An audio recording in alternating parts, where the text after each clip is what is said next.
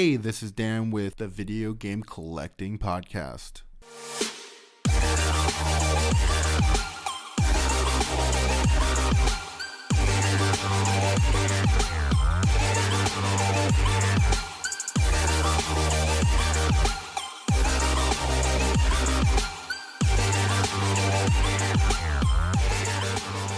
Hey, this is Dan with the Video Game Collecting Podcast. Today, Quinten, welcome back. Thanks, Dan. Glad to be back.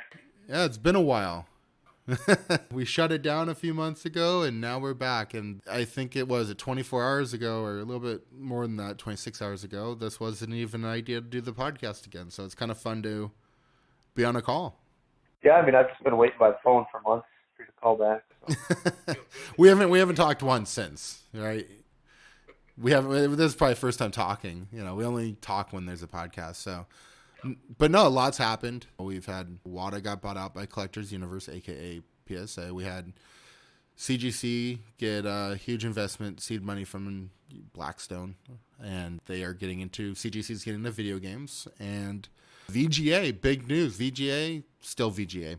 So, any thoughts on any of that before we jump into the episode? And yeah, just a crazy, busy, exciting time for collecting. A lot's going on. A lot of new people coming in. So yeah. Oh, what have you been picking up since we last spoke? I mean, what's been your focus? Oh, when did we talk? Was it the end of last year? It was like right before the holidays, wasn't it? No. We did the fair. Didn't we do the Oh, that's right. We did the Jeffrey one. I was thinking. Never mind. Oh, since Jeffrey.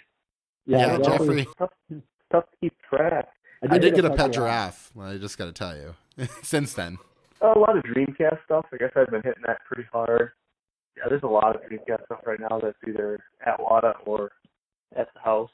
I don't know. It's tough to remember exactly what it is, but yeah, the collection's growing. I mean, there's always stuff coming in. Well, that kind of leads us to the episode, right? Is this episode we decided that we're going to talk about where we started the year, which was our collecting goals for 2021. And look back at that and see where we're at. There's about the halfway mark. So, I mean, we're in July. How do you feel you've done so far? You feel pretty good? I looked at my list, and I had a pretty long list, and there was some very aggressive, probably borderline unattainable stuff on the list that I was hoping I'd get lucky either. Just, picking up on my own, not on eBay or anything. But so I've crossed some stuff off. I feel good about it. There was some stuff that I didn't make the list, but was important to me that I've picked up, so that's good too. What about you? Oh, yeah, no, I just got that case back of NWCs. That's it, But no, I feel pretty good. I've kind of let the games come to me in a way, and there's a few that I've just waited on and finally got the copy that I feel like is a lifetime copy, which is cool. I haven't really checked off any that are just really heavy, but I also... I wait till they come by. So I haven't gotten Mega Man 1 or a Circle Still Zelda. But I do have hope that the year's not over and their luck might strike my way. So what games have you obtained in 2021 that hit the list? Where's your success? So I had on here, this was just a personal one that me and my brother played a lot growing up. I wanted a Wolverine Adamantium Rage for Genesis. So I picked one of those up. It was pretty early this year, actually. I think I got that one from Hopper as well. So that was a nice one to cross off. Again, it's probably nobody's favorite game, but just a game my brother and I had that we played a lot. We both, loved the X-Men growing up and loved Wolverine. So it was kind of nice just to get a nice copy of that. It was a 9.4 A++. So, yeah. What about you? What's one of yours? Maybe we just trade off and go back and forth. Yeah, no. I would say top of the list. I think Little Nemo, Dream Master. Got a good copy of that, and it's sitting here raw, and I'm just going to keep it raw. There's something about getting one of those games that you've always wanted about.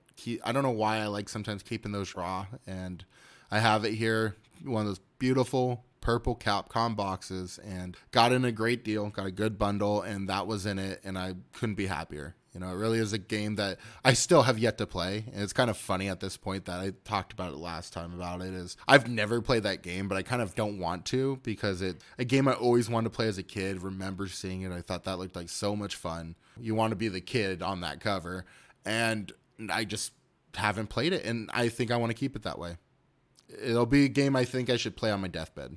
I think that's when I'm gonna play it, my deathbed. So probably next year. Say you played it. Yeah. Yeah, probably next year. A long, long ways away. Yeah. So what's on that list that you checked off? Okay. I mean, the first one was not in order of like tough to find, crazy important. It was just a nostalgic one. I would say one of the bigger ones that I was able to get crossed off that I had been looking for a while and just hadn't found was a copy of Crazy Taxi for the Dreamcast and not the Sega All-Stars one. So I got a real nice, first release of Crazy Taxi. It was the awesome. VGA 90 Plus. So. Yeah, that's sick. That's unheard of nice because I've seen tons of the All-Stars and you don't see. Yeah, I think it's a good call getting that now. I mean, before that's one of those titles that will go off at auction and just be like $8,000 or something crazy, and people are like, "Oh my god, I never saw that coming." I think we all remember playing it in the arcade or whatever. I mean, to me, the soundtrack's the most memorable part of me. It's The Offspring, Bad Religion, driving around like a maniac, dropping people off, picking people up, and trying to get them places. But yeah, I bought that, pre-ordered it and bought it for my Dreamcast when it came out when I had a Dreamcast. So a lot of time into that one. That's kind of one I've been looking for over the years for quite a while. And the ones I had seen in the past were pretty rough shape, pretty cracked, pretty beat up, or the All-Stars one. I have actually a really nice All-Stars one that was kind of, my placeholder, just a raw one of those in case I could never find. But yeah, I mean, I found that one, and free plug to Tom Curtin, Minus Worlds. He definitely helped out with that, so I appreciate that. Nice. Yeah, Tom's a good guy. Glad he definitely is the man to connect people and make dreams come true. That should be his slogan: make dreams come true. But yeah, no, that's cool. What's up? What do you got for your next one? Oh, I think I'm gonna put Tony Hawk. I'm not sure if I mentioned that on that last list. It's definitely you did. We had a deal where if you found Crazy Taxi, you'd give it to me. If I found Tony Hawk, I'd give it to you. Not that because I don't like Tony Hawk, just because I know you want Tony Hawk more than I want Tony Hawk. Well, damn. We were successful. We didn't have to give each other games. Honestly, I now remember that. And it came up, someone on, I think one of the Facebook groups had it up for about $2,500 or something like that. Or I forgot if they had it for $3,500. I got it for about $2,500. It's an 8.5 A+. I can't find the crack on it. People that don't know, if you get an A5, usually there's a minor crack somewhere. Actually, it's a crack just drops it to A5 regardless. So this copy is like pristine. I can't find the crack. I know there's a crack somewhere. It's going to be micro probably somewhere, but I couldn't be happier. Like 8.5 A+, that's my grade. That's where I'm like, okay, I don't have to mortgage the house to buy the game. And to me, that was a very special game. I was playing Tony Hawk tonight before this. Like, my kids want to play Kirby. I was like, no, I'm playing Tony Hawk. Give me time.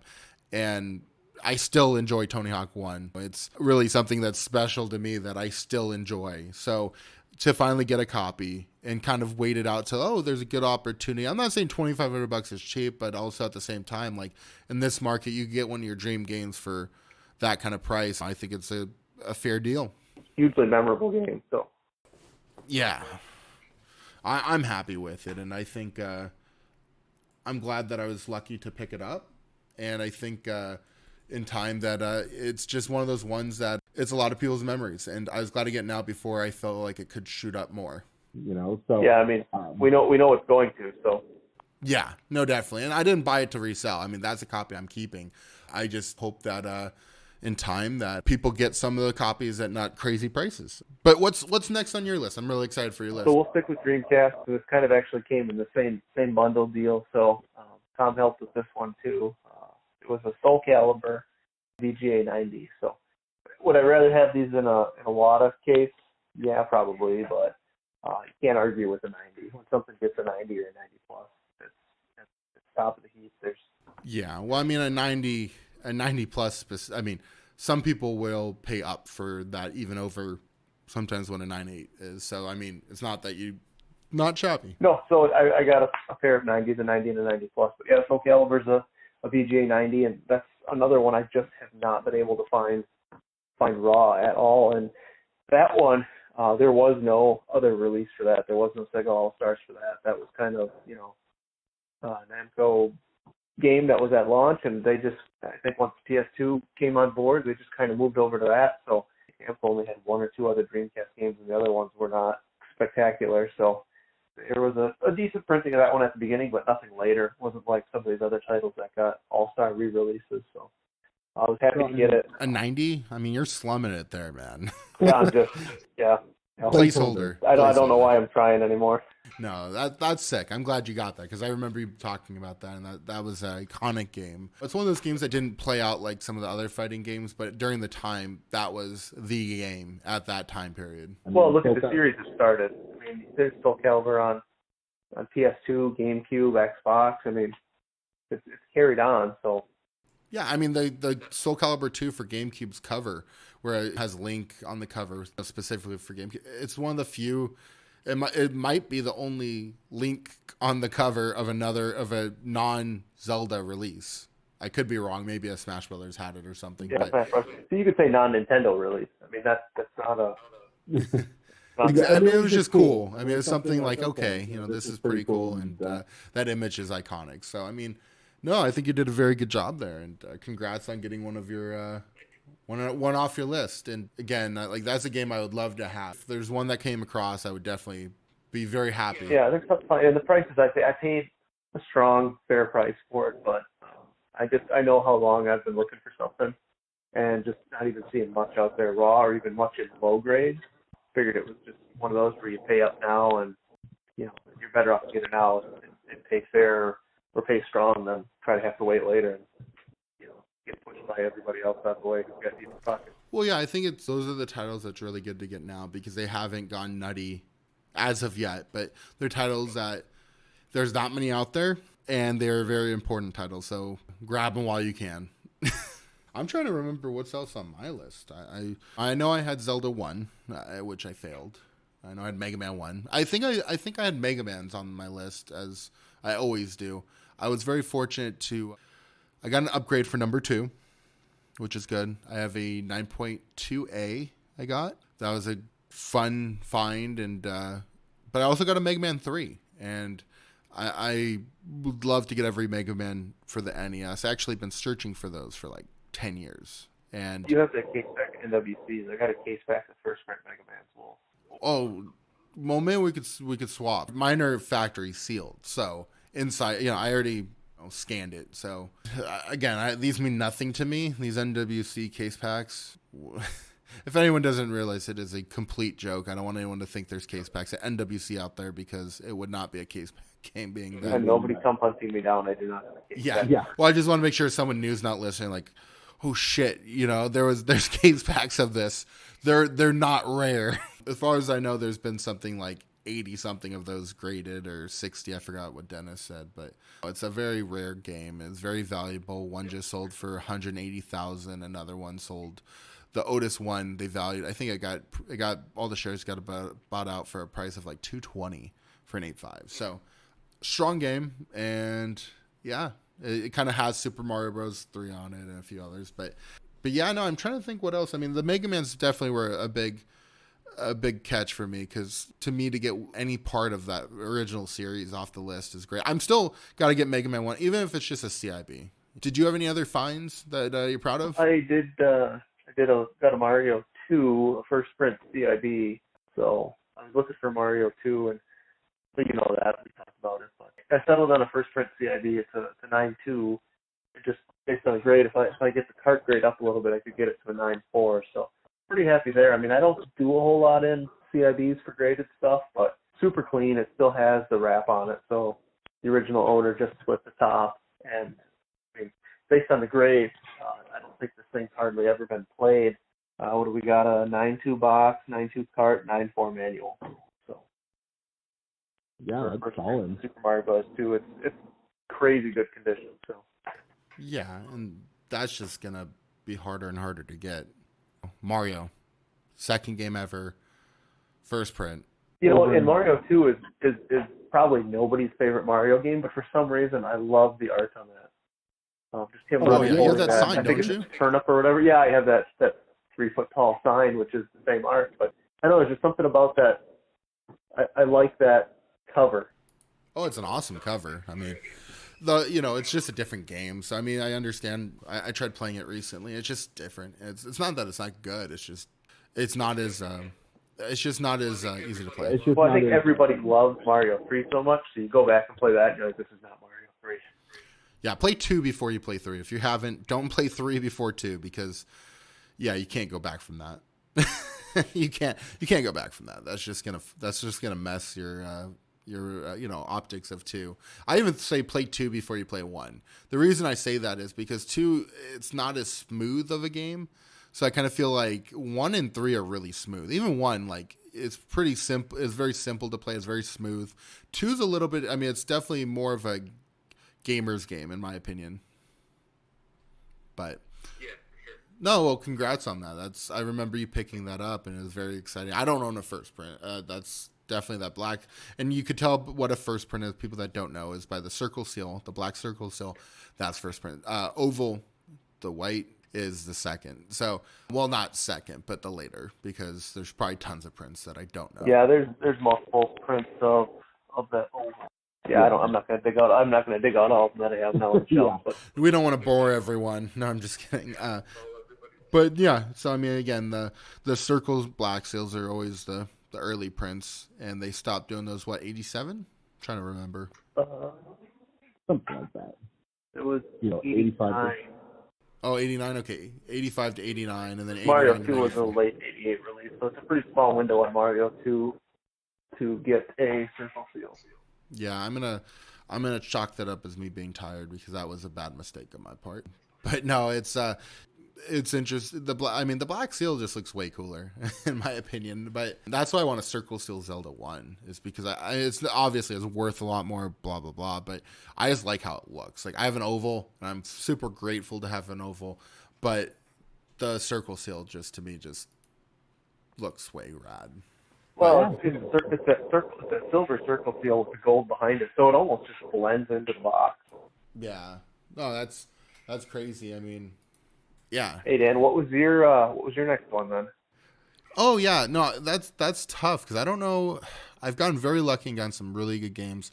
Oh, you know what? Mario 64. I forgot about me getting Mario 64. It was part of this big trade. I got rid of one of my heavy hitters, and I got a Mario 64. And to me, that's a top. I mean, definitely top 3 or 5 for me. I mean, nostalgic wise, like me remember having that game, playing it, what the cover means to me. I mean, it's up there. It's top 3 for sure. I mean, it's hard to, when you get to that top, it's tough. But I remember my dad buying that game. I remember playing it. I still go back and play it. And I'm just very fortunate to get a first print. It's not crazy great. It's probably not a 10, spoiler alert, but maybe a 9.9. I don't know. But I'm very fortunate to have the opportunity to add that to my collection. And I didn't realize how much I wanted one till I finally was able to get one. Because again, I'm kind of an opportunist that way. But I was super happy to get a part of this big trade. And I kind of just said, hey, can they throw in one thing on this? And that was the game they threw in. I was like, yes, this is perfect. This is this is meant to be. So I'm very happy about it. Yeah, it's a good one to have. I mean, it's one I've passed on for a while and regret now that prices are where they are. So. Yeah, no, it's definitely one where I still think there's quite a few out there. I do think you will find one. That's to me is like one of those games that I think if you're out there looking for it enough, I think it will come. Now, are you going to get a 9.4, 9.8? Probably not, but I do think like in the 7s to 8s, I just think, there's a game that you could. It's not like Mega Man 1 sealed. Like that's going to be one where you either got to pay up for it or it's probably not happening, right? But I think you'll find a Mario 64. You have some crazy stuff. I mean, I think you could easily trade for one. Yeah, I could. And there's some stuff that probably at some point I'll start to trade off. I mean, some of the values of some of the stuff. Watching the weeklies and even the signatures, it's like wow, Yeah. the value's gone way up, but with that value going way up, what can I trade that for? So. Yeah, well, I mean that's why sometimes we get doubles and stuff like that. I know Ocarina of Time, right? We never know when opportunity comes that you just might fit a deal in. And yeah, I mean, there's games I wish I didn't get rid of, but that's hopefully led to better games that I did get in time. Well, collecting. What else did you got because you got rid of it, or what else did you buy because you sold it? also. Yeah, sometimes it makes it so I could just like I feel okay, like I'm not overspending. It's okay. And that's what sometimes I sell a game off here or there just to make sure I'm not just going too deep. I found that if I do make a big buy on something, if I sell something, even if it only recoups a small fraction of what I spent, I just feel better about it. I'm like, well, I let something go to bring something in. So Yeah. I definitely agree with that mentality. Is there any games that got away from you this year that you were close on, got away, and you regret? Probably Nothing's the coming to mind. The NWC case, maybe? Yeah, that NWC case definitely got away. No, I think everything I've pursued this year, I've closed pretty well. So, the stuff that I didn't get, I probably wasn't that serious about anyways, whether it was price or condition. So, I'm still hunting for a Pokemon Red. Still need one of those. Oh, I offered you one. Yeah, what was it? It was that bad, though. 4.0 B plus or something? Or B? Yeah, it definitely wasn't an A. But it was kind of amazing, though, that, I get proud of my low grades. I'm proud of my low grades. Like, I have a Siphon Filter 3.0. It's a Siphon Filter 1, and it's all cracked. I'm proud of that. I'm like, I think it's kind of cool sometimes to get the low grades. I don't know. I did get rid of the Pokemon Red, but I do still have the Siphon 1. That's a 3.0, and I don't know. I don't think I'm going to sell it. You showed me that Red pre-grading and then after it got graded. Those Wada blisters definitely suck in and hold in all that crushing pretty well. I mean, it presented really well. Mm-hmm. Yeah, no, it did. Like, people are like, why is that a 4.0? Well, it was a pancake before they fit it in the blisters. Well, exactly. Like, structurally, it makes it look way better once in that blister.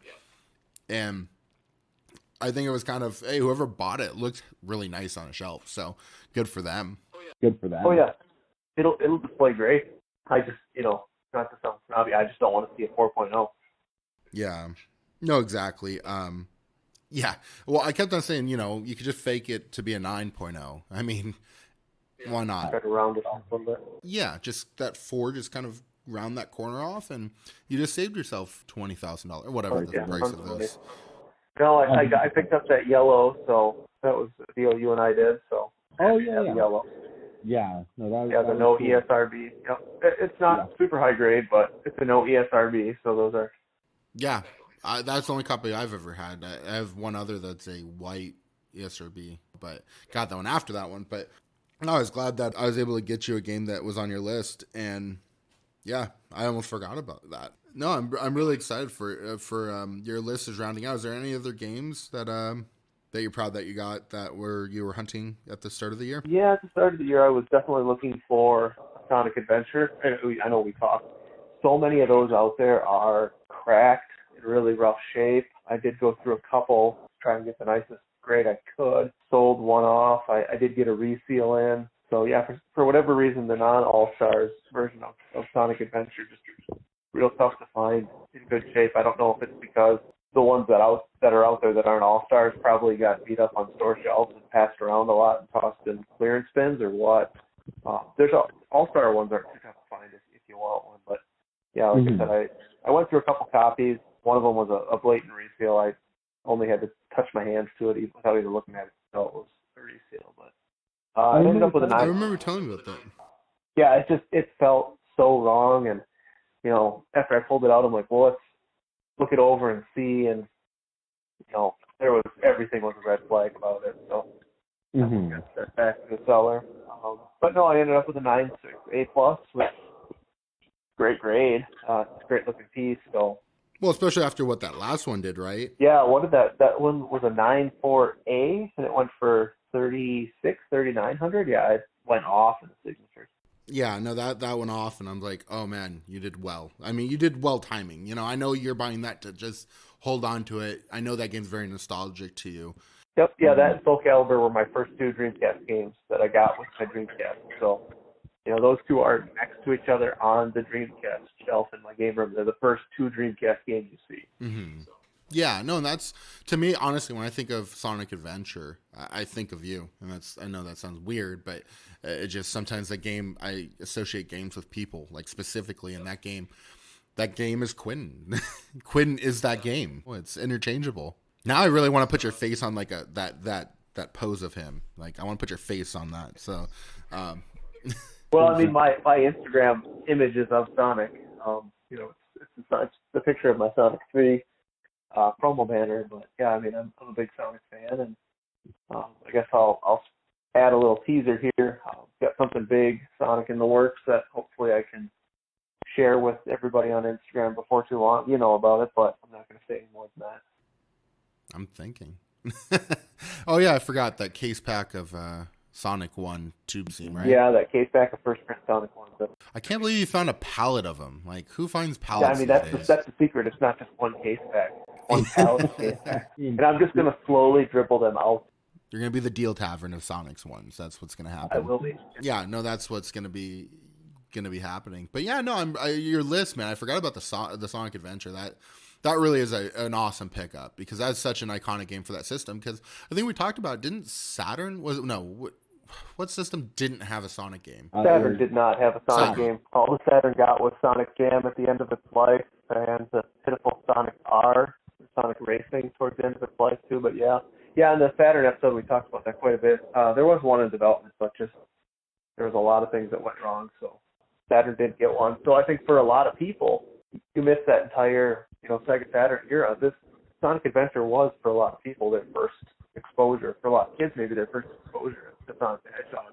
Yeah, no, definitely, and that to me is just like it's an icon because that's like the last good Sonic game. So yeah, I mean it's just again I know there's Sonic games that came after, but like when Sega was still a thing, like a strong thing.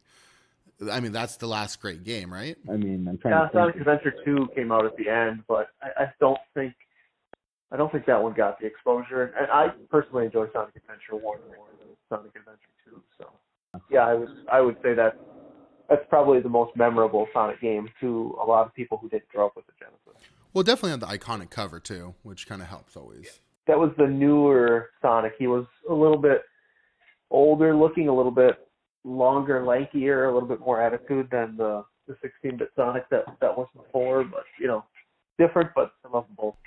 I like thinking when you mentioned the older Sonic, I like thinking of him like 45 years old, gut, drinking a 40, grizzly beard. This is what happened after Sega went out. He's unhappy with his life choice. Yeah, him and fucking Joffrey or whatever. Not Joffrey. Well, Joffrey's dead, so Jeffrey. He's probably mad that he doesn't have Sega went away because Toys R Us didn't do very good, and it's just probably all. He probably got some bad things going. Oh man, that's some probably bad vibes. I mean, they're probably buddies, and then they just turn on each other, and they're probably junkies. I don't know, junkies running wild. But no, I imagine Sonic's not looking healthy these days. We might have to bring him to Weight Watchers, whatever, and maybe AA. Definitely AA. So, yeah, I mean, he's not doing the games like Mario. Mario's keeping him straight with all those games. Well, I mean, Sonic definitely does speed. I mean, Coke at least, but I mean, definitely probably does speed. I'm just going to say that, I think I watched the recent movie. I'm like, that guy's probably on speed. I mean, he looks coked out, but probably on speed. He just can't sit down, but good for him. Yeah. Sorry for the drug jokes, but Sonic has problems. We're trying to get him help.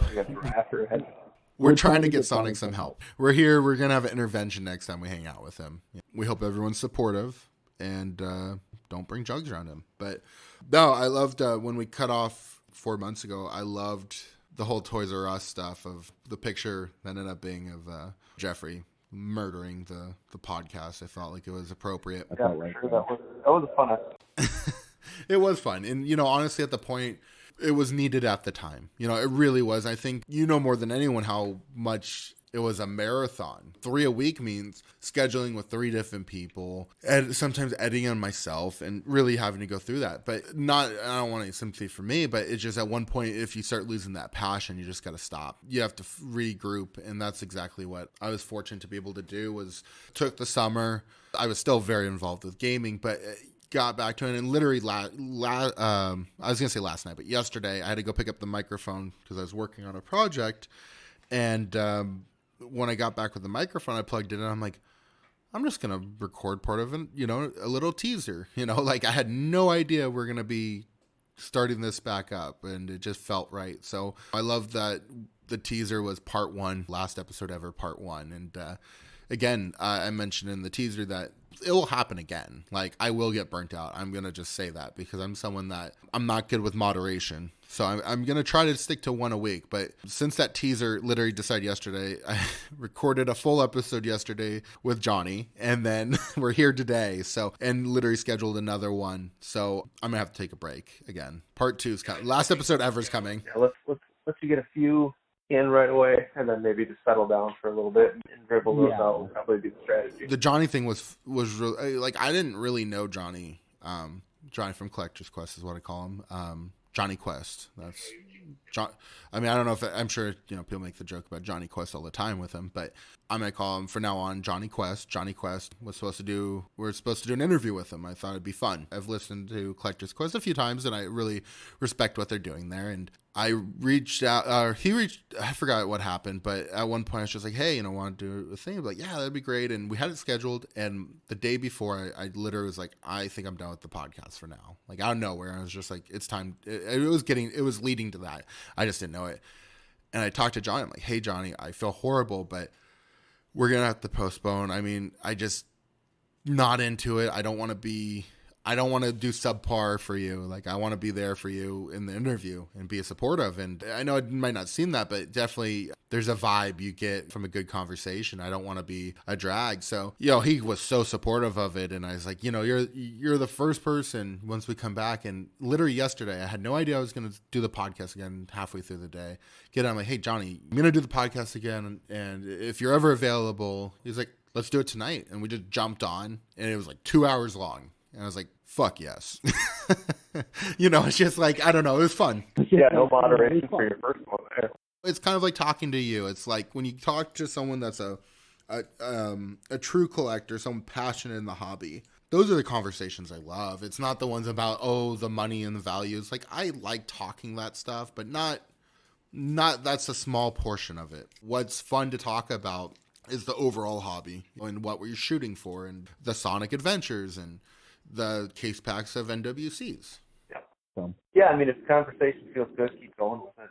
There's no reason to go in with a limited time if it's flowing good and the dialogue's good and everybody's good.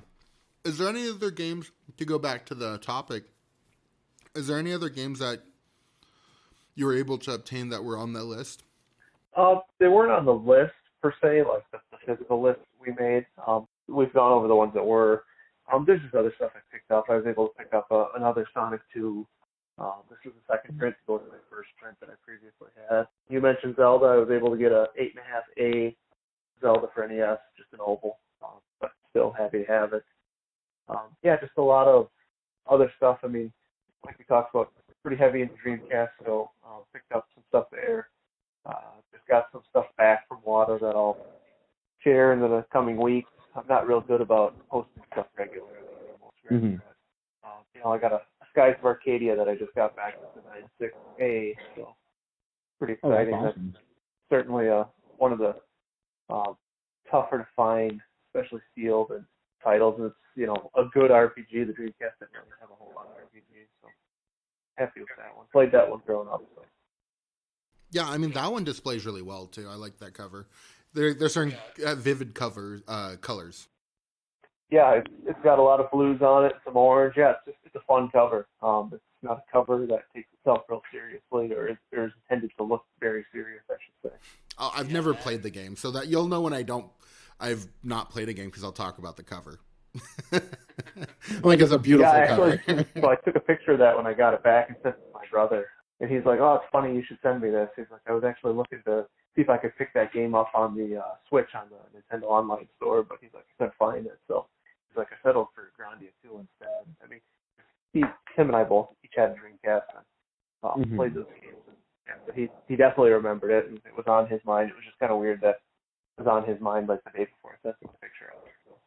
Yeah. No, that's awesome. I mean, that's what it's about, is sharing it with people you care about, and that's a lot of memories with your brother and with gaming, and that's awesome that you guys still have that. I really should text my brothers to pretend I have that relationship. I mean, he doesn't collect anything, but he appreciates. He loves seeing the stuff I get in. especially stuff that we play together, or if I get a banner in or something. I got a Sonic 2 banner here from John Bone, and he loves seeing that because we grew up playing stuff too. He's excited to do stuff. So. Yeah, no, definitely. That's what it's about, and that's, to me, it's not that everyone has to be hardcore collectors or spending crazy money or anything like that. It's that passion. It's that passion you get to share with friends and family and people in the hobby.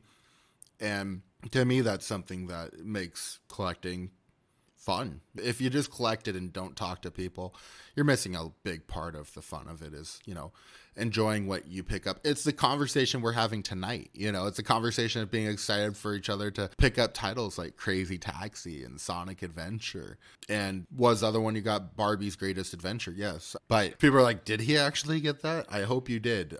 I think I have that for the NES, but not the great. It's Barbie. I don't think it has a title after that. I could be wrong, but longer story there. But no, I mean, it's fun. I mean, that's the conversation of it is fun, and I'm glad you're able to be successful this year and going out and finding some of those games, and especially a lot of the games you picked up, I think it'd be hard to find those games for twice as much right now.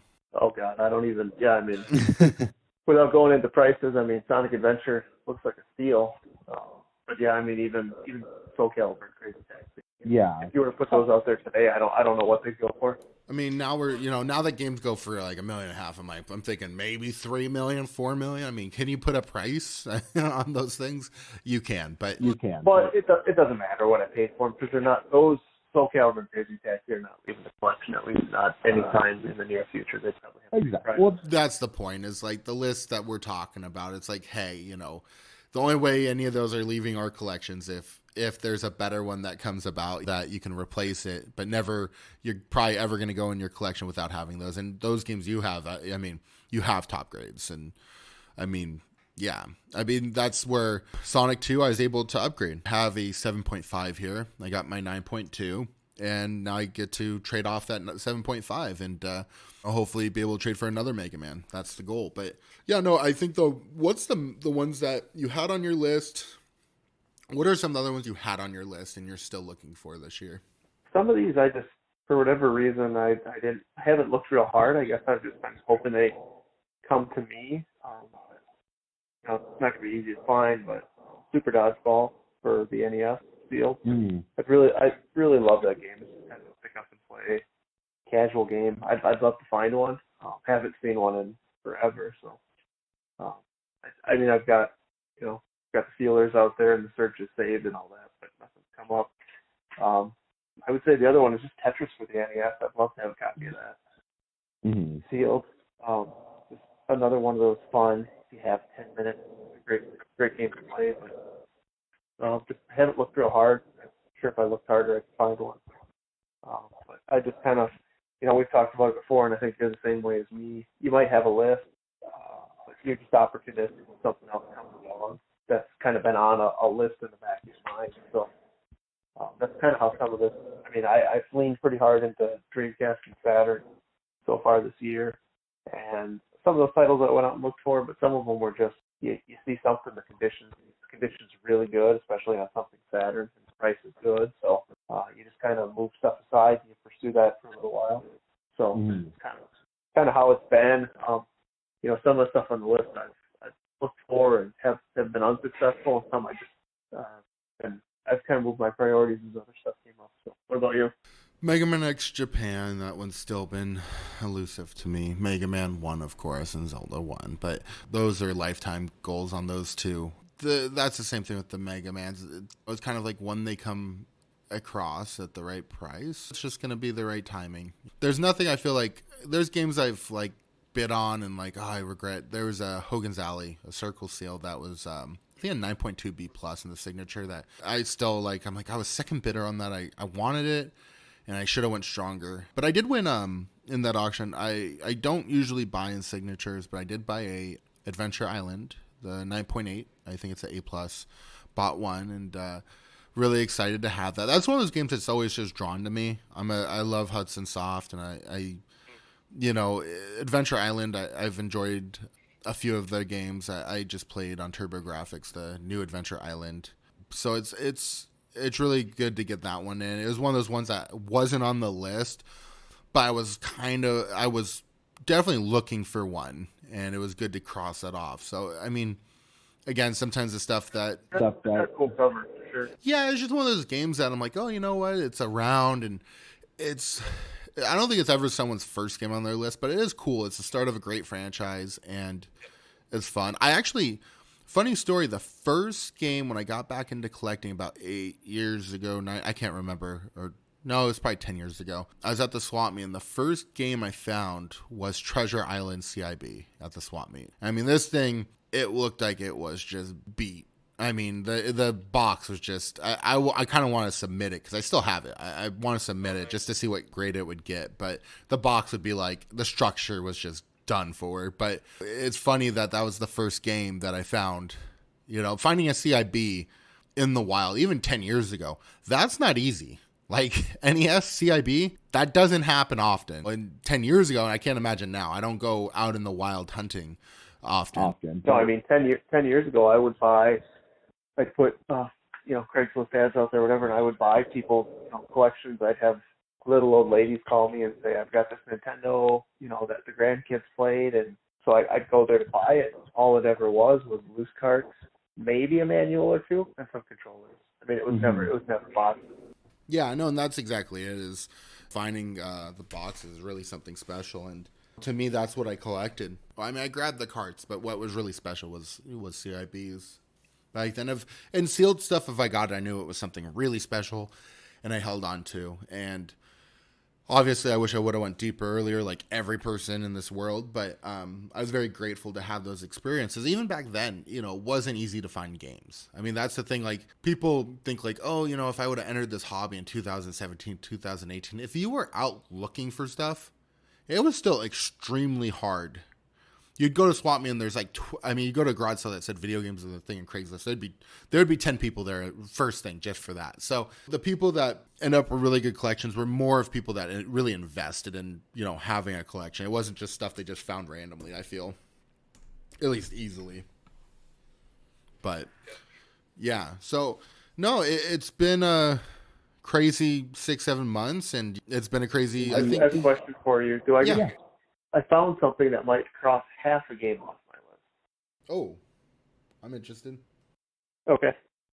So I had Virtua Fighter 2 sealed for the Saturn on my list. Didn't get that, but what I did get was Fighters Megamix, which has the fighters from Fighting Vipers and Virtua Fighter. I didn't quite get Virtua Fighter 2, but I got part of Virtua Fighter 2. I think I can cross half it off. Yeah, maybe you could fill in half the circle. It was pretty good grade. It's 9.6A, so that's pretty good for Saturn. Yeah, that's unheard of for Saturn. In those cases, I mean, they pretty much cracked before they even left the factory. Not really, but you know what I mean. So, no, that's awesome. That's really cool. I mean, that's solid. And I think those are kind of like the fun pickups. Oh, I was going to say, Fighting Viper or Fighters Megamix wasn't on my list, but that's the reason I picked it up, because I wanted a Virtua Fighter 2, but, it's a placeholder, but it's a pretty placeholder. So. Mm-hmm. Yeah, no, it's a great, put it this way, it's a great pickup. I like the non-list pickups a lot of times, like something that's just like, hey, this looks cool, I want this. And I always give myself the wiggle room to just be able to, like, I don't like just buying anything, but it's also really fun to find a good pickup. There's one pickup that I was kind of really proud of because I thought it was really cool. It wasn't ever on my list, but I saw it. I was like, I want to have it. It was a Dreamcast game. Makes me think of you. Funny, Dreamcast, that's another thing. That's Quinten. It was that Nightmare. When I picked that up, those are the kind of pickups I just love. The Nights into Dreams, not for resale. And it's a smaller case because it was the pack-in, right? At first, I think you had to teach me that. Yeah, there's a long case Nights, and there's one that came bundled with the controller and the standalone one. Mm-hmm. Yeah, and that was it was kind of a cool pickup. I do like picking up some oddball. I did get I think it was Bomberman Online for Dreamcast. Is that the title of it? Don't think so. No. Damn, fail. I got a Bomberman from Dreamcast. I know that, or I think it was for Dreamcast. Now I just feel horrible because I was happy to get it. I thought the cover. Yeah, it's Bomberman Online for Dreamcast. I was thinking Choo Choo Rocket for some reason. Yeah, no, Bomberman's not a game I've really ever played a lot. but it's some reason I just love the franchise. So I would like any Bomberman that I could find sealed. And I'm not like a hardcore it's just I really like it, though I don't really like the series playing it. I just love the character, and the art's always really great. So I pick up those when I can. And when I say I pick up those, I picked up one. I picked up Bomberman Online. I mean, I picked up a lot of Dreamcast. They just as I see it, there's a bunch that I don't plan on grading that's sealed. There's a bunch at water right now. Yeah, I mean, I think you and I joked. I probably I'm at the point where I could start getting real serious about going for a sealed Dreamcast set without. I mean, there'll still be some tough ones to get, but yeah, there's a lot of it lately around here. We're gonna have to put that list out there, so maybe you could get some help.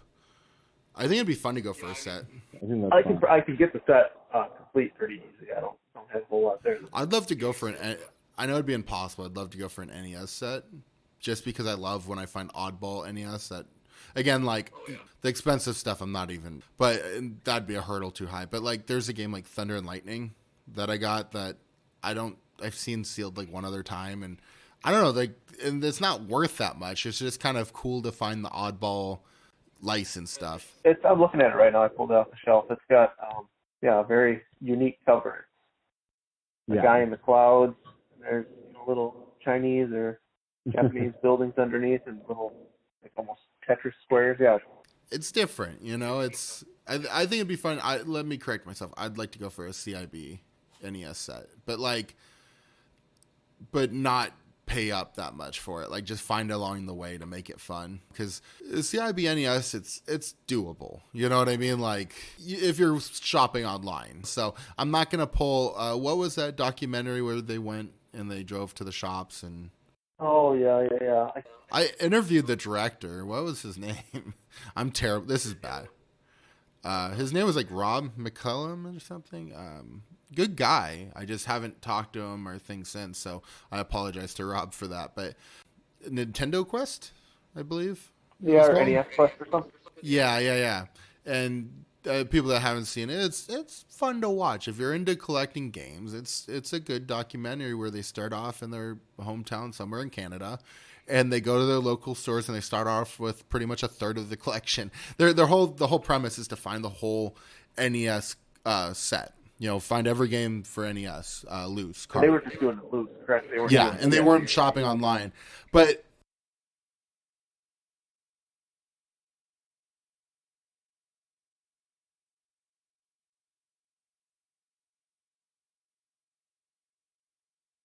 in my opinion, they kind of cheated, because they first went to their friend's house and got like a third of them. And they put out things online about that they were going to be doing this. So there was like people trying to help them along the way, which was cool. I just thought it's funny. Like, in the beginning, it's like, and now we only have, 400 games to go. But again, I'm pulling these numbers out. But there was, in the beginning, I remember them picking up a big chunk. I was like, oh man, I kind of wish they would have got out of Canada first before they kind of started the hunt. But again, they had a limited time and limited thing, and they weren't shopping online. So I do give them a lot of credit. Again, any kind of video game content, I'm a fan of. It was really cool to watch. And the stadium events. Were they doing just licensed, or are they doing unlicensed? Licensed, as far as I know. Again, I watched this, I think, a year and a half ago or so. I can't remember, but it was interesting. Unlicensed would get really tricky towards the end. Yeah, they could probably get most of them, but I don't think driving across the country you're going to find a myriad 6-1. That's going to be a tough one. Yeah, no, and that's tough. And you just put it this way, it was cool. I really respect them for doing what they did, and to have content out there talking about video games. And it definitely was a passion project. It seemed like, you know what, it was definitely cool to do. And you couldn't do that today, trying to find those games in the wild with the budget they had at the time. But I do think he also did a video game art kind of TV show after that it was okay. It was I love the topic, because me and art, but not so much art lately. But that's another story for another time. Talking about goals for 2021, don't get scammed. I'm just kidding. The guy's a nice guy, and he did make it right. So, and I still talk to that person. But if I was someone to edit the podcast, I would edit this part out. But still friends with the person and everything worked out. But it was an unfortunate situation that we will chalk up as miscommunication for now. Yeah, I mean, it happens. Yeah, well, we'll just jump to another topic because I'm getting depressed. But no, I think 2021's been, since we did that episode and since we did the last episode, that's the weird thing about this episode. It's like we jump back to the beginning of the year, we jump back to the last episode, and a lot's happened. A lot's happened, not just in our collecting journeys, but in the hobby. And it's really gone mainstream. And I mean, to me, it's just harder to find stuff, but the stuff still pops up. I think there's a lot of stuff out there, so people keep on acting like it doesn't pop up. The people who say it doesn't pop up are usually the people finding it. It's hard to find it out in the wild, but new games are coming to market every day, and opportunities come about every day. So keep your chin up, Pony Boy. But is there anything else regarding the hunt for the year that like to chat about? No, I mean, I'll keep honing the list I have here. I've got some stuff in the back of my mind, and I think I'm just going to let some stuff come to me. I don't know about your experiences, but it seems when I let some stuff come, I get some really good stuff coming to me if I just let it come to me sometimes. I don't get so focused on a handful of things. Yeah, I mean, that's done well for me over the years, just kind of let stuff come. So I guess that'd be my advice. Keep your eyes open, look for the pieces you want, but don't get so focused on those pieces that you don't see other stuff. No, definitely. And yeah, no, that's the fun of having some goals, but giving yourself some wiggle room. And it's funny because that's me and Johnny Quest talked about it last night, and about that focus and the wiggle room and the fun of just collecting and giving yourself some opportunity just to take some strikes outside your zone, So it will be fun to see what else kind of comes up in the second half. We'll have to jump back on at the end of the year and just kind of tally up our scores and make a new list for 2022. And that's how you build a great collection. You make these goals and you go for them, and there'll be seasons where you take off some, but you make these lists and you check a few off at a time, and before you know it, you have one hell of a collection. So especially if you look at Quinten's collection, that his walls, he is a real gamer. Years in this room. There's a lot of years in here. Well, that's what I mean, right? That it takes years to build. Yeah, and there was times I wasn't as active in it throughout the course of the years. There was times I sold down too. But yeah, I don't know. I'm sure you're the same way as me. You can keep looking for a handful of items or whatever, and I get to a point where I'll look and be like, I haven't bought anything in a couple of weeks. I'll just go out and I'm like, I gotta find something. Usually that's when something just kind of comes to me. Either something catches my eye or something I didn't hadn't thought about in a while. And that's kind of, it brings back to the thing of taking the break with the podcast. You take your breaks and the focus, and you can't force collecting. It should be a passion. And if you're not enjoying it, step away for a bit, take a break. It's okay. The hobby is always going to be here. And that's something that's important to realize, that like if you go away, the hobby's not. So feel free to jump back in when you're ready. And, hopefully we'll be here doing podcasts. We'll see. Again, we'll take breaks from time to time. And for fun, to talk about the podcast coming up, because I don't know what direction it's going. It's never going to be done for anything besides the handful of people that collect day in, day out. I mean, that's what this is all about, and to enjoy the community and the hobby. But is there any guests in the second half of the year that you would like to come on? I'm trying to think of what's our wish list. I was thinking having a dual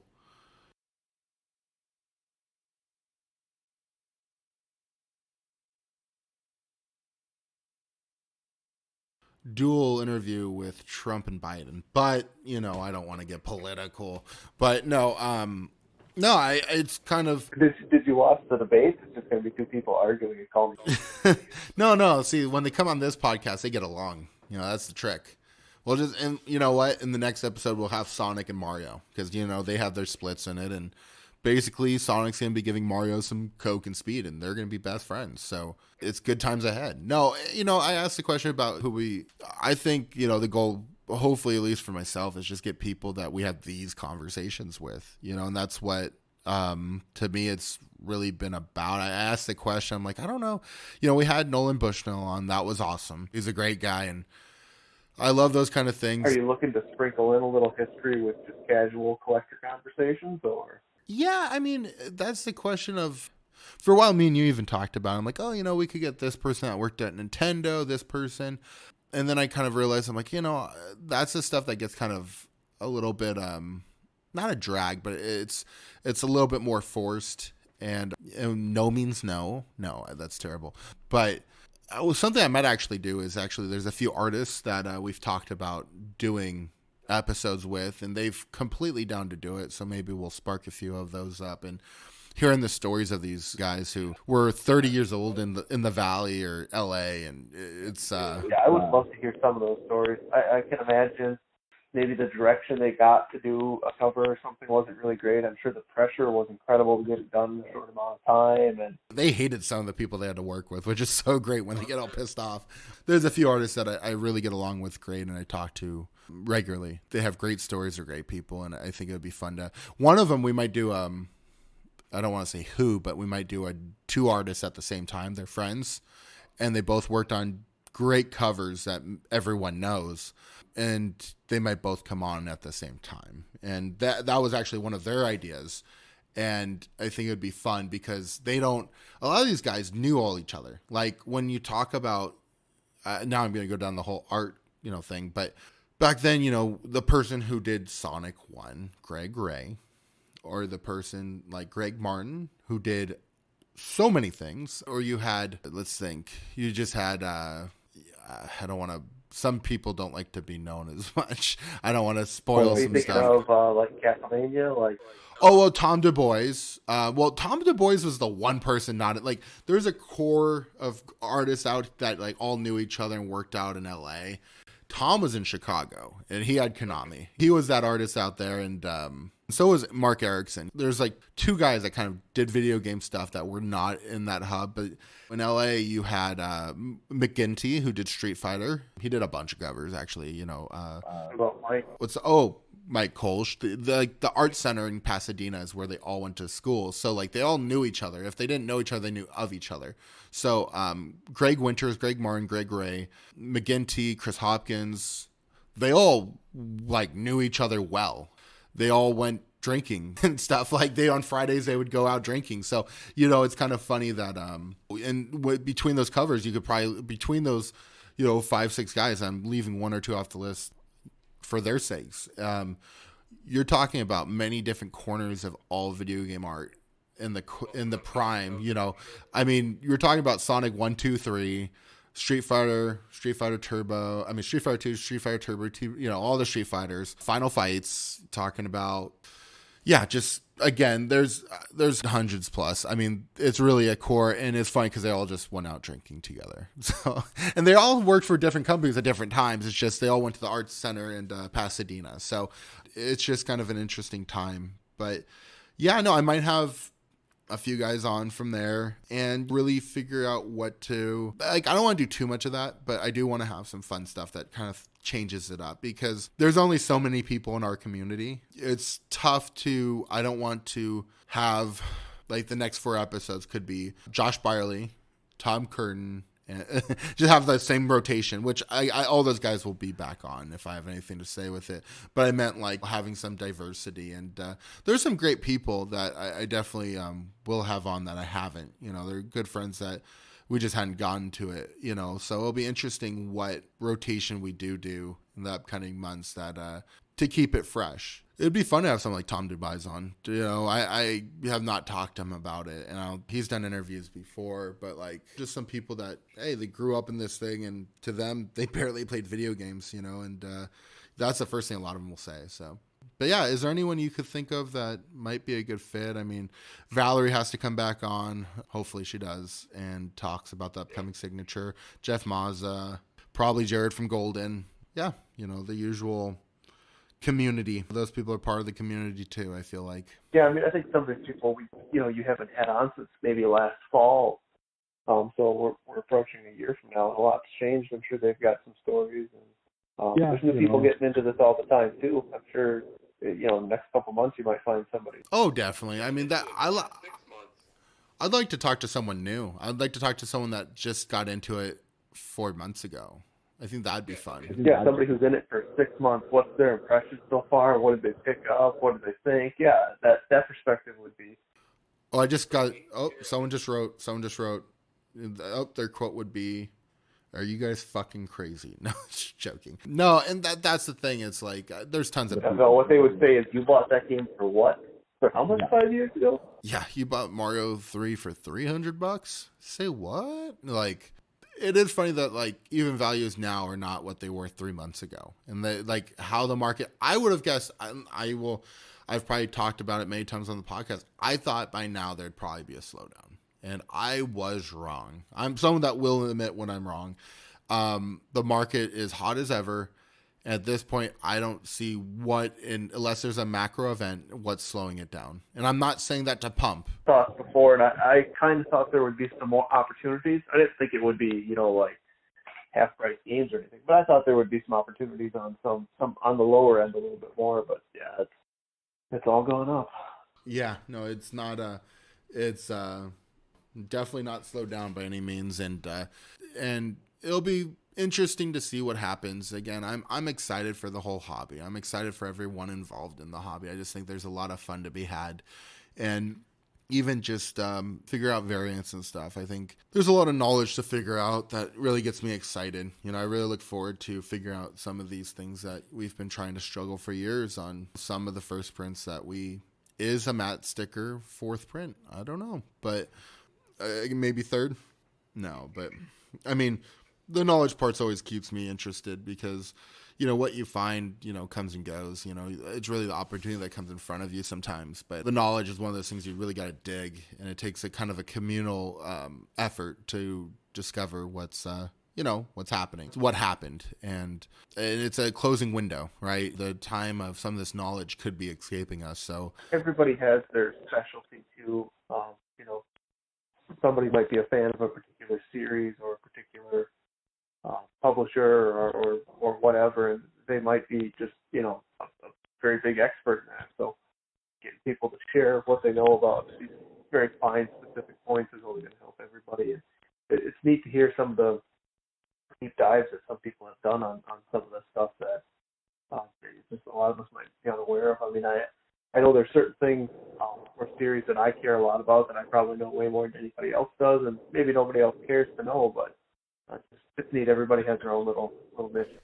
Yeah, I was talking to Johnny Quest last night, and talking about his Genesis deep dive and finding out all the cardboard boxes and such. And it's just something that personally I would love to learn about that stuff. But being he did all the heavy lifting for me, it's great. I mean, I respect everyone that really does take it as a passion to find the information out. I know Joseph with NES variants, has been doing that for a long time, and I really respect it. I appreciate if Joseph listening, thank you. Those efforts are thankless usually. Invaluable. What's up? Those efforts are invaluable. Yeah. Well, I mean, it's just, if he doesn't do it, who will? And how many years do we have to wait? And I mean, you talk about all the time how important those things are for new collectors and even old collectors to like have some absolutes in this hobby. Hey, if the Black Box Guide gave some absolutes to give us some confidence on NES, and not that the stuff wasn't known, but it just in the digestible format. Yeah. But well, I see for new people coming in the hobby, or who are interested in coming in the hobby. So I do know some people who are. They're right on the outskirts right now.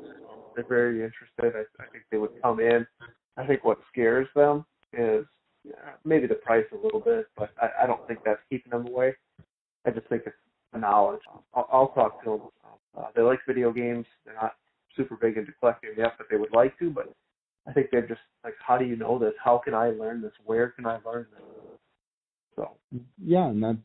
If they knew, they would have that comfort, that trust of doing it. And I think once you have that comfort level, your toes in the water, so to say, you can go as deep as you want in that pool, but just, getting the confidence to jump in. Yeah, no, and I really do feel like, why would anyone spend money on anything if they don't really understand what they're purchasing. And it's not to like have people come in to spend money, but people to come in and enjoy the hobby. And if you didn't find the confidence in collecting or me, we wouldn't be having this conversation. So I find it important that the knowledge is shared and spread out there and kind of given to people. And I know we've kind of relied on WADA to come up and step up with it, but they're busy, and I'm hoping other people's community come up and build some more foundations. You know, I think the knowledge is out there. I mean, there's plenty of people that know it. It's about really getting in a digestible format that people can obtain it. And I think it'll happen, you know, and as Quinten knows, we're working on ways to make that happen. But I just find it so important, you know, not just me, not for you, not for the people around us, but the overall hobby to keep growing with that knowledge, because it's still very hard for new people to understand what the fuck we're buying. Like, how do you know this is sealed? And like, why do you have faith that this is not just some piece of plastic around this box? And how do you know this is the first brand? Exactly. Like, why did someone spend $1.5 million on a video game? Or why did someone spend $870,000? Why did someone spend even $5,000 on a video game?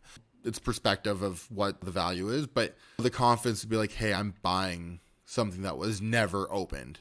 And not even never opened with a question mark. No, it's never been opened, period. And again, I don't think many people could spend more than $1,000 if they don't have that confidence. So, and even spend $100 if you buy even $100 game. It's not even sealed games. It's just knowing the, like you said, first prints, even CIBs, even carts. I'm hoping my goal for the rest of 2021 is to hopefully put out some more of that kind of stuff. I mean, thank you for Quinn always is amazing with knowledge and helping me when we're able to do stuff, when we both have time to put out some knowledge-based stuff. And I think it's done well when we're able to put out the same guides and what we are able to do. I think, again, in time when there's a place to put it, I think it will be great for people to find it. You know, if anyone's looking for it, I know in my Instagram it's buried in somewhere down there. Yeah, I have it saved somewhere, and I've shared it with a few people who've asked or who had questions.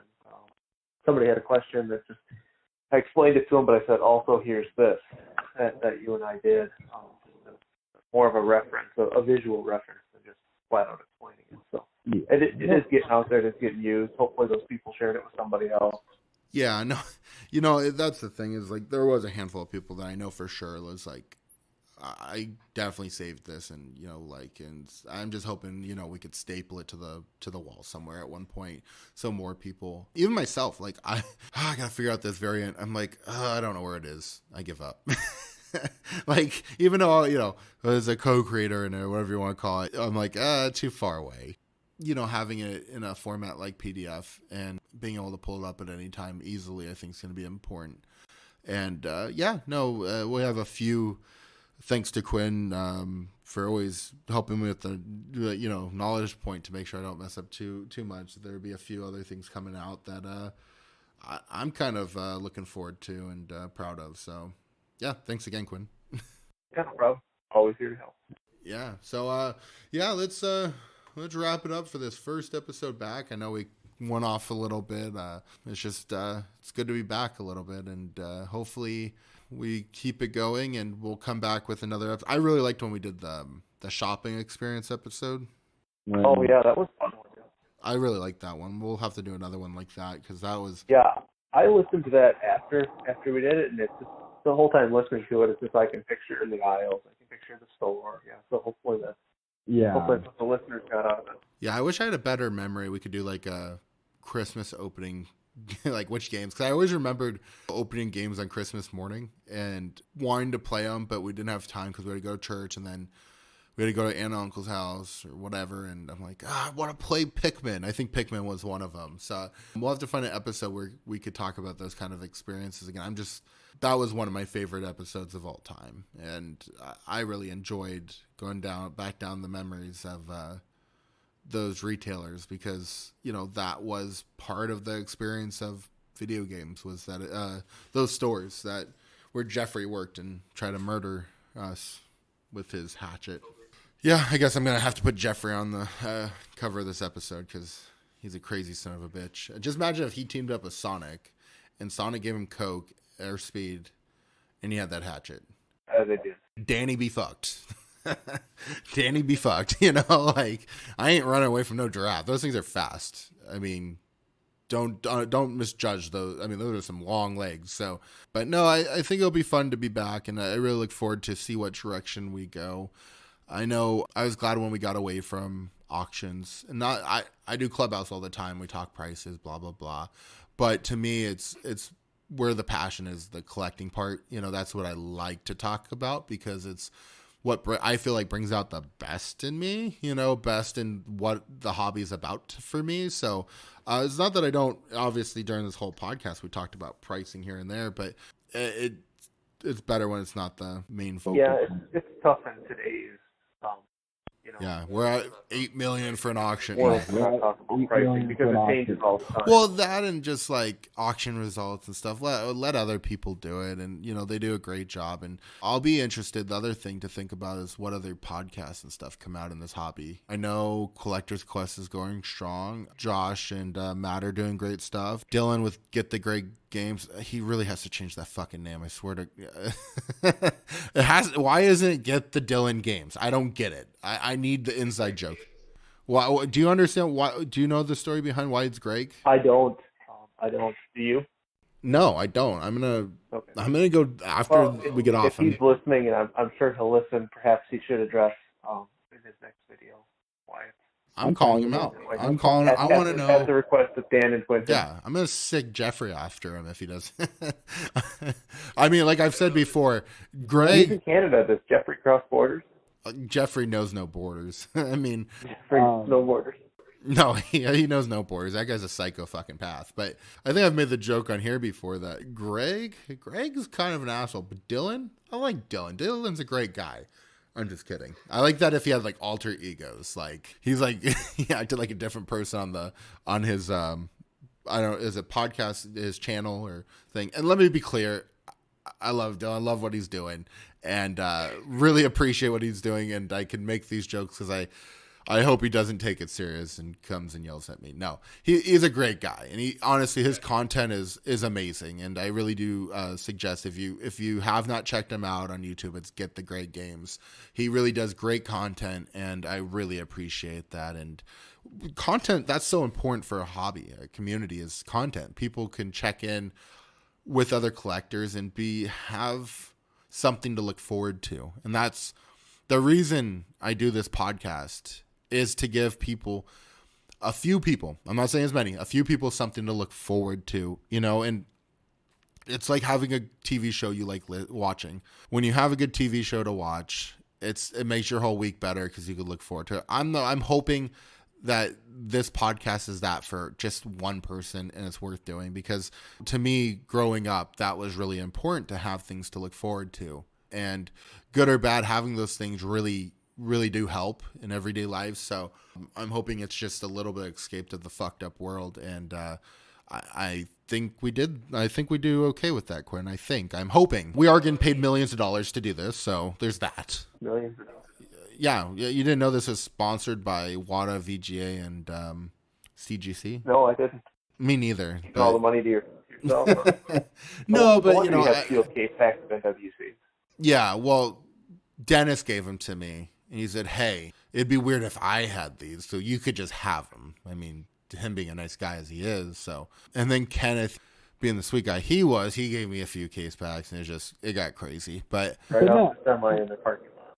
Yeah, no, definitely. We met in a parking lot halfway between here and Denver, and it worked out well for me. But no, that's the thing is to do this podcast, it really is to kind of put something out there that I hope a few people enjoy. I really do think it's important to do what we can to do a little bit of good. I think it hopefully does a little bit of good. I'm not saying it's changing the world or doing anything like that, but just help a few people have some enjoyment. I mean, I enjoy it. It's for me too. I'm not saying I'm not a saint. I'm going to kind of ruin that for anyone. I am not a saint, but having people come on here, share some knowledge, Quinn giving his time on a Thursday night, and people probably watch this a few days later. So, spoiler alert, we don't release it the night we record it. Yeah. Though we are live on every other episode, just not this one. But no, I think it's important. And I think it's awesome. And I think I'm really looking forward to other people putting out content that I can enjoy, because that's what drove me to do this podcast. Was back then there was Collector's Quest and there's Hopper's podcast, and that I guess Pat the Punk. I don't watch him. I'm glad he's put out content for a long time, and he's been doing it for a while. Yeah. Yeah, I mean, some of the stuff isn't for me, but some of it's interesting though. Yeah, oh yeah. No, I'm glad they talk video games, and that's what, I have nothing against the guy. He's a big NWC fan. But it's funny because every time I see someone for video games on Pawn Stars, I'm always like, I want to see someone I don't know on Pawn Stars so I could feel like it's not set up. Like, it's not that it's set up, like, if a deal happens, but I want to see, like, Joe Smo off the street come with a game he doesn't realize worth a lot of money, and like a deal gets struck and he gets a large sum of money to give me a case pack your NWCs and I'll go down to Vegas and try to settle it. You always want the case packs. I try to give you one. I'll see if I can get Chumley to go big on it. Yeah, no, I don't know. It seems like a bubble in video games. I mean, if he would invest his life savings in video games back when that episode happened, he'd be probably the smartest investment he could have ever done. I mean, you can't say that about a lot of other things that were, I mean, I don't know the exact timing, but right now, my understanding, there's been some slumping in Pokemon cards and some of the sports cards. Video games going strong.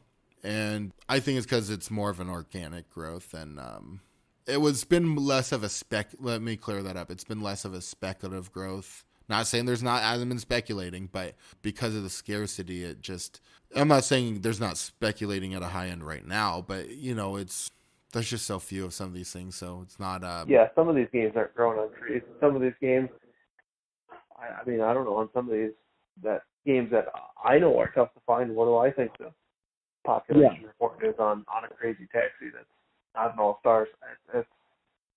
I've been looking for a while, and there's not a lot of them out there. Yeah, and, we won't even get into the whole pop report thing because, that's the wasted breath. But it's kind of interesting that really the numbers are that low that it's not like sports cards where they manufacture this stuff every year, or even comic books where, again, I'm not talking about the older comics, there's, or the older baseball cards, but the new stuff where they submit a whole box of cards to get graded to get a 10 out of each one for a box that is manufactured to create scarcity, to create a market of paper that, again, I always love things.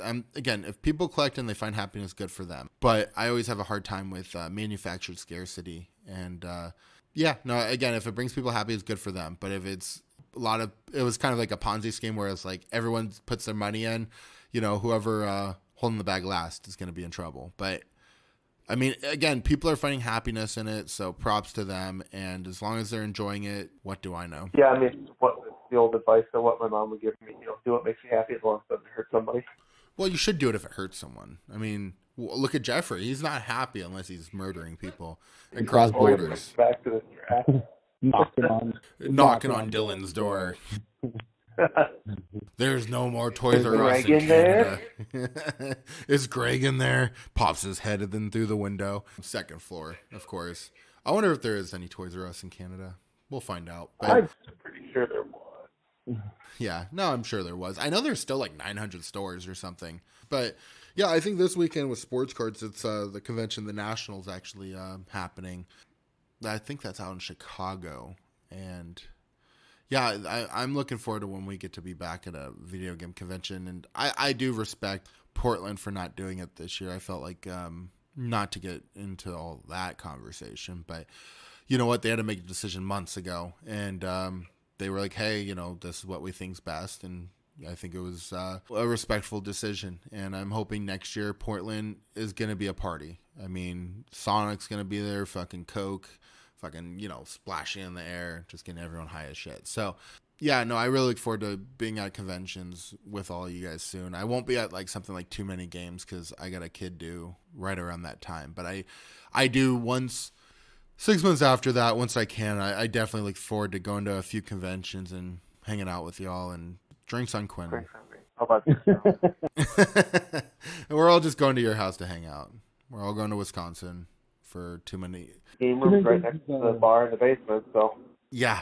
Well, I'm in. You know me, actually, I don't even drink. It's just, I'm used to 20 something years of drinking. I'm used to saying that, but I think it was 2 or 3 years ago I stopped drinking. Once the kids were born, I was like, I can't be drunk all the time. I mean, listen, there's a Cruising USA cabinet down in the bar, so people can actually drink and drive.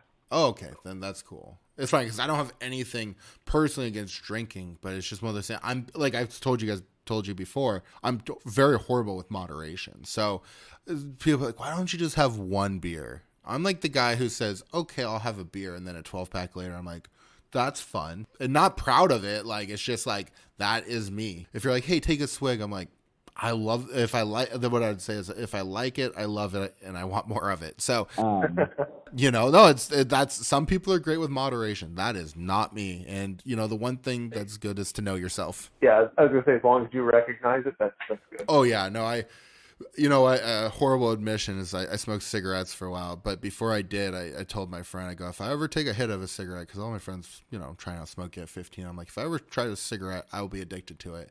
Within a year later, I smoked for like 10 years, pack a day, whatever, and worst thing I could ever do. I even said it back then. I'm like, I hope they make cigarettes illegal, because they shouldn't be legal. In my opinion, like, how do you, I don't know. I just, even at the time, like, I know these are going to lead to death to me. And no, again, it goes back to if I like something, I love it. At one point I was drinking 3 Monsters a day, but I was actually in really good shape back then. So it was okay. But you could get a lot. Yeah, no, it was bad. I'd drink one like before I'd go to sleep, just because I was like, it tastes really good. There's like something about, it wasn't even the energy. It just had a really good taste. And I used to get those for free at Warp Tour. Longer story there, but we used to get them for free because early on Monster sponsored the Warp Tour. So it was easier to find Monsters to drink for free than water. So, and they got me. They hooked me. That's probably what their goal was. Yeah, and that was the gateway drug for Sonic. I mean, he started with Monster and got into Coke and Speed. I gotta really choose if it's Coke or Speed. I think it has to be Coke because that sounds hard, worse. But no, I forgot where I was going with all this. But basically, don't do drugs. don't do drugs. Don't do 3 energy drinks a day. Don't pack of cigarettes a day. 100 ounces of soda, 3 cups of coffee, all that kind of fun stuff. So, quick question: you were looking for a Virtual Fighter 2? Is that the one you were looking for? Yeah. Gotcha. Okay, I got a birthday gift I'm gonna try to get for you. We'll see if it works out. Longer story there, but I'll tell you after. But yeah, no, I think hopefully in this upcoming year, just more people come in and a positive experience, and it will be interesting to see what happens with the hobby as we grow. But any last thoughts? We should probably let people not hear me ramble anymore. Yeah, I don't have any other thoughts other than kind of to tag onto what you said. New people coming in the hobby, help people out when you can, and be patient with them. And the more people we have, the better. AKA, don't be a dick. Don't be Jeffrey. Don't be Greg. Be Dylan. That's my new slogan. Don't be Greg. Be Dylan. I'm gonna make a thing where Greg, it's Dylan, but with like fire eyes and flames, and then but Dylan has like a halo and light behind him. So yeah, okay, I'll stop. I'll let everyone get going. But thanks, Quinn. Always a pleasure. We'll jump on again soon. And again, thank you. And thank you all for listening. As always, enjoy the hunt.